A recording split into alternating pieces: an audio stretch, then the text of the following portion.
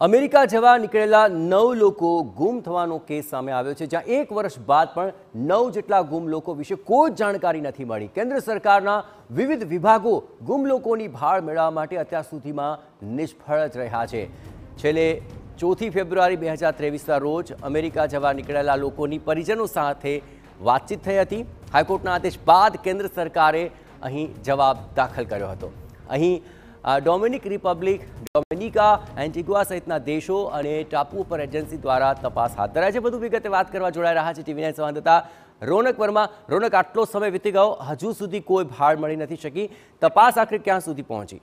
રોનક, બિલકુલથી ગુજરાતથી અમેરિકા જવા નીકળેલા 9 લોકો જે ગુમ થવાનો કેસ હતો, જેમણે છેલ્લે 4 ફેબ્રુઆરી 2023ના રોજ પોતાના પરિવાર સાથે વાત કરી હતી અને તેઓ એક ટાપુથી અન્ય દેશ તરફ જવા માટે રવાના થયા હતા। તે પ્રકારની વાત પરિજનો સાથે થઈ હતી, પરંતુ ત્યારબાદ કોઈ પણ પ્રકારનો સંપર્ક પરિજનો સાથે થયો નથી કે પરિજનો દ્વારા કરાતો સંપર્ક તેમના સુધી પહોંચ્યો નથી અને આ સમગ્ર મામલે આખરે ગુજરાત હાઈકોર્ટમાં અનિલ ધોળકિયા દ્વારા જે જાહેરહિતની અરજી કરવામાં આવી હતી અને તે જાહેરહિતની અરજીમાં કેન્દ્ર સરકાર સહિતના વિભાગો પાસે વિધિવત રીતે જવાબ માંગવામાં આવ્યો હતો।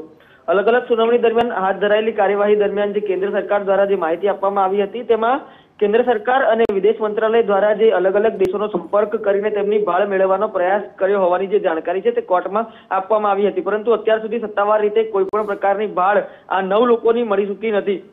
મહત્વનું છે કે આ 9 લોકો અત્યારે જીવિત અવસ્થામાં છે કે અન્ય કોઈ અવસ્થામાં છે તેની પણ સ્થિતિ જાણકારી મળી શકી નથી। તેવામાં ગુજરાત હાઈકોર્ટ દ્વારા પણ જે કેન્દ્ર સરકાર છે તેમના દ્વારા જે જવાબ છે તે રજૂ કરવા માટે કહેવામાં આવ્યું છે।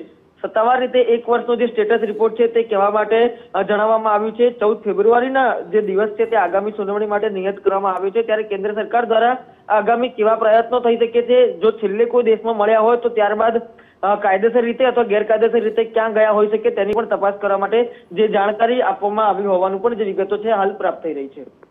બિલકુલ રોનક, તમામ ગતિવિધિઓ પર આપ નજર રાખતા રહેજો। તો 1 વર્ષ વીતી ગયું, આમ છતાં કોઈ જ ભાળ મળી નથી, ત્યારે 1 વર્ષ બાદનો સ્ટેટસ રિપોર્ટ રજૂ કરવા માટે હાઈકોર્ટે હુકમ કર્યો છે। 14 ફેબ્રુઆરીના રોજ હાઈકોર્ટમાં સુનાવણી આ મામલે હાથ ધરાશે।